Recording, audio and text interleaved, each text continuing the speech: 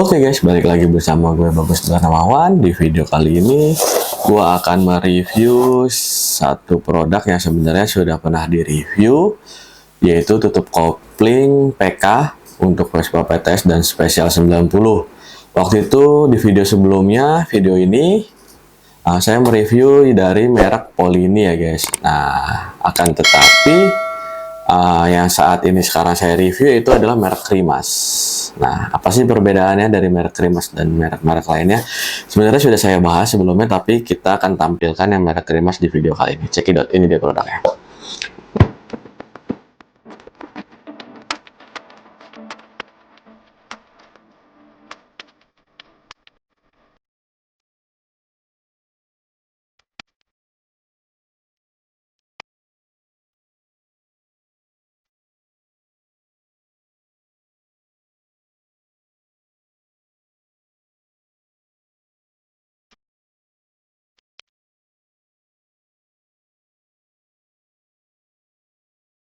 Nah, di depan kalian sudah ada satu kemasan. Nah, kalau Krimas tuh kemasannya ya seperti ini guys, apa adanya, karena memang si Krimas sendiri yang kalian tahu di sana itu memang masih hitungannya home industry ya guys, belum pabrikasi seperti Polini.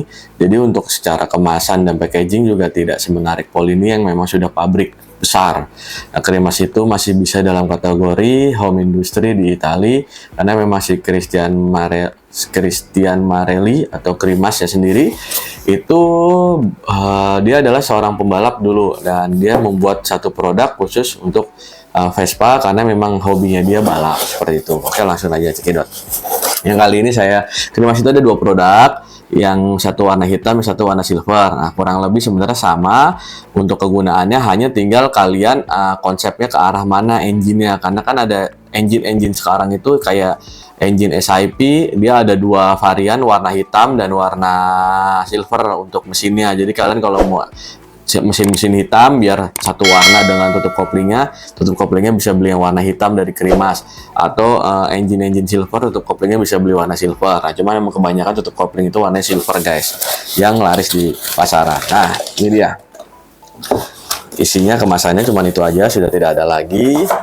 Krimas Cristian Marelli dari Krimas made in Italy. Nah, ini dia plastiknya, stiker Krimas yang berbentuk seperti bunga, dan tutup koplingnya yang berbentuk seperti tutup kopling yang berbentuk PK. Jadi secara ini sudah dirakit dari Krimasnya. Secara fungsional ini adalah untuk Vespa PK guys, tapi tidak menutup kemungkinan sering digunakan untuk Vespa PTS dan 90, karena memang kalau PTS dan 90 itu seperti di video sebelumnya saya bilang dia masih model tonjokan, tidak model bergerigi seperti bawaannya si Krimas ini guys. Nah, di Krimas ini dia modelnya itu sudah model bergerigi guys, seperti model, nah ini dia sudah bergerigi tuasnya. Lihat ya kalian kalau bisa lihat di sini, dia sudah bergerigi ya, sudah bergerigi modelnya.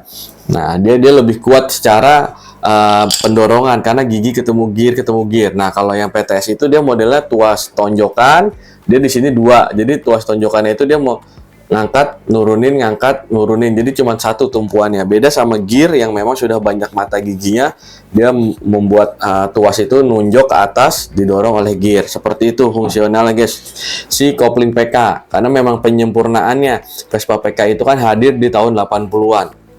Penyempurnaan teknologi itu ada di tahun-tahun 80-an dari Vespa sebelumnya. Seperti PTS itu kan juga lahir di tahun 80-an awal kan, dari 70-an akhir hingga 80-an awal. Dan Vespa PK itu lahir di 80-an awal sampai 80-an akhir. Seperti itu. Jadi ada penyempurnaan di mana teknologi Vespa itu sudah menggunakan 125 cc, dan koplingnya yang ada di teknologi lama 100 cc dan 90 cc itu tidak mumpuni untuk bisa menahan engine 125 cc. Maka dari itu terciptalah sistem tuas PK seperti ini guys. Si Piaggio menciptakannya untuk teknologi 125 cc ke atas seperti itu guys. Jadi lebih padat lagi untuk sistem pendorongannya. Jadi untuk kalian yang mau menggunakan kopling mahal, seperti atau kopling-kopling racing ini sangat cocok guys digunakan. Kenapa sih Vespa PTS harus ganti tutup kopling kalau ganti kopling racing? Nah iya, karena memang diciptakannya Vespa tutup kopling Vespa PTS itu untuk 100 cc dan 90 cc, tidak diciptakan untuk kopling-kopling racing yang memang didesain dari basic kopling PK 6 pair ya, seperti yang saya bilang, karena single pair untuk si Vespa PTS teknologinya sekali lagi single pair. Nah, kalau Vespa PK itu sudah teknologinya dari sananya sudah 6 pair. Jadi lebih smooth pendorongannya karena satu pair kecil berada di titik, ada di 6 titik seperti itu guys. Dan beda sama single pair si kopling PTS dan 90. Dia satu pair besar, pair torsi seperti itu. Hanya mendorong satu pair besar. Nah, tapi dia ada 6 pair. Nah, teknologi ini teknologi yang lumayan sangat bagus dan dikembangkan di Italia sana, menjadi ada kopling Fabri, kopling Krimas, kopling-kopling lainnya yang racing yang memang teknologi diambil dari kopling 6 pair. Ada 12 pair, 16 pair, seperti itu guys. Jadi teknologi ini dikembangkan lagi oleh Krimas dan diciptakan sistemnya tuasnya ini menggunakan baja. Dan menggunakan, dia harus menggunakan, kalau kalian sudah menggunakan tuas kopling baja seperti ini, disarankan sangat itu kalian gunakan gobangan yang sudah bearing, karena baja ketemu baja kalau gobangan yang nggak bearing, gobangan kopling ya guys, yang seperti ini nih, ada dari Krimas juga, dari Piaggio juga ada, dari standar BGM ada, merek banyak merek aftermarket ataupun merek-merek original. Itu sangat disarankan yang bearing, karena apa? Kalau baja ketemu baja, kopling itu kan berputar. Kalau misalkan stutnya di sini tek nahan, yang akan bolong kalau misalkan kalian tidak kopling itu bolong posisinya, kopling itu kan memutar. Kalau si stutnya tidak menggunakan bearing, nanti yang akan bolong adalah plat gobangannya guys. Jadi sangat disarankan gobangannya itu harus bearing. Jadi ketika kopling muter, bearingnya ikut muter guys di sini. Jadi tidak akan memakan si ini, kan ini baja. Nah, kalau di teknologi lamanya dia menggunakan kuningan.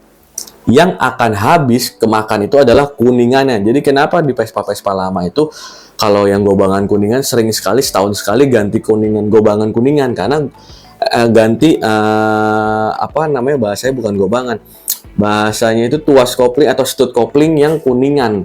Sering kali setahun sekali pasti kalian ganti stud kopling kuningan. Karena apa? Karena kuningan itu akan kemakan oleh putaran si kopling. Nah, jadi lebih bagus kalau mau kuningannya nggak kemakan, gantilah gobangan kalian di kopling itu yang akan ketemu ini, yang akan mundur, itu menggunakan bearing, sama seperti kopling-kopling motor modern pada umumnya. Jadi dia stutnya awet, gobangannya pun awet, seperti itu guys. Nah, kembali lagi ke Krimas Kautor Kopling. Desainnya ini standar tutup kopling PK dan bisa diaplikasikan ke Vespa PTS dan Special 90 atau SS atau daring kamu yang masih 50 dan 90 cc guys. Nah, sangat direkomendasikan ketika kalian sudah menggunakan kopling-kopling racing.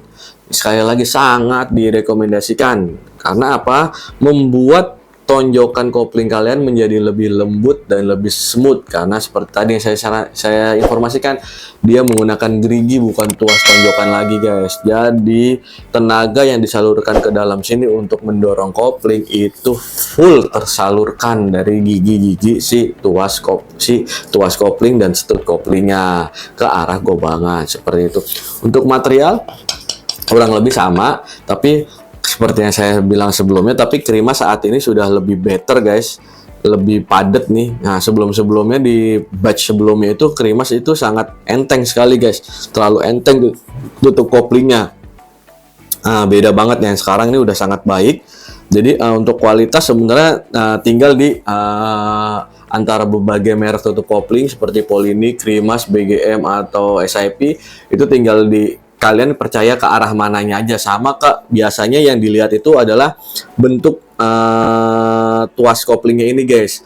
Kalau Polini itu ada dua versi, ada yang model standar PK seperti ini, ada yang model PK XL yang panjang dan ada setelannya. Jadi bisa di setel, semakin panjang arah tuas koplingnya akan semakin enteng biasanya tarikannya guys gitu. Dia ada searah segi sepanjang ini guys, seperti itu.